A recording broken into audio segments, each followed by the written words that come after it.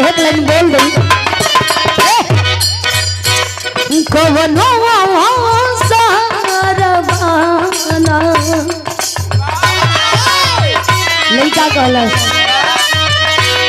कवनो सारबाना कैसे जी दीवाना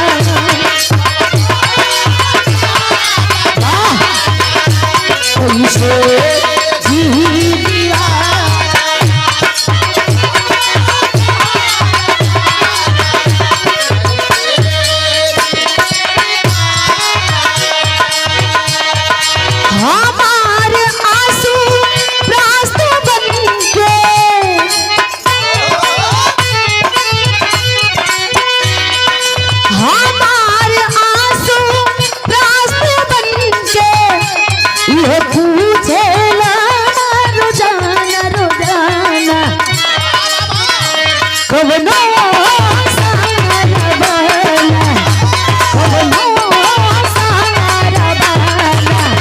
कैसे लगा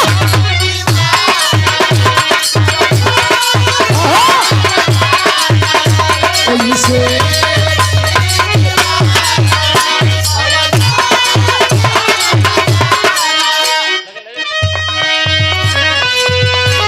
बर्बाद कैसे हो फल जाला हमरा से सीख लो बर्बाद कैसे हो फल जाला हमरा से सीख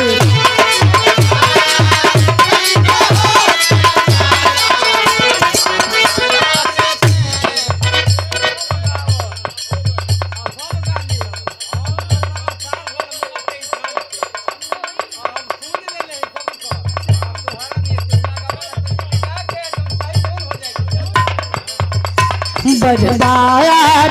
कैसे हो फल जाला हमरा से सीख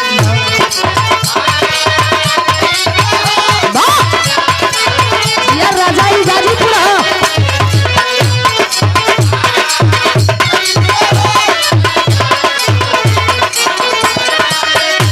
लहे लहे लहे लहे लहे लहे लहे लहे तू मजा आके छीख लो तो बर्बाद कैसे हो फल जाला हमरा से सीख लो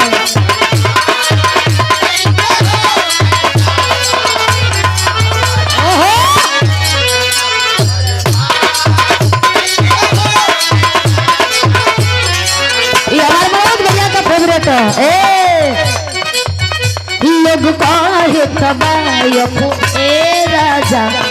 बदनाम गली के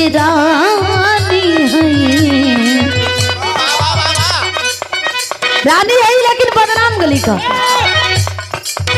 लोग काहे तबायको ए राजा बदनाम गली के रानी है चेहरा के रंग बदल जाई चेहरा के रंग बदल जाई जादू से करो रंग पानी है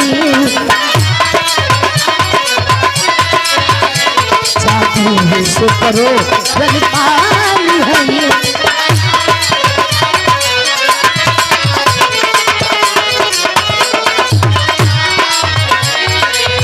दौलत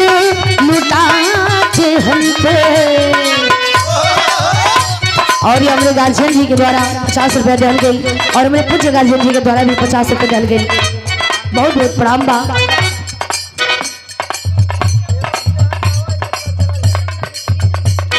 ये हमारे सम्मानित ग्राम प्रधान जी के द्वारा आशीर्वाद दिल गई बठना ग्राम प्रधान जी श्याम बिहारी जी आशीर्वाद देनी 200 रुपया बहुत बहुत प्रणाम भाई एक छबिराज चौचक सुना देते हम एकदम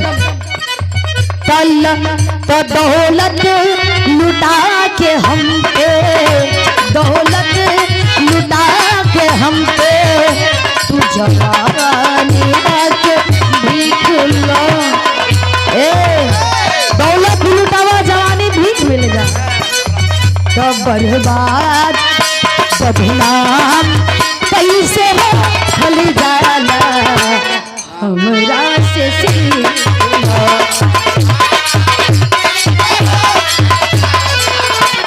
हमरा से लगा लो।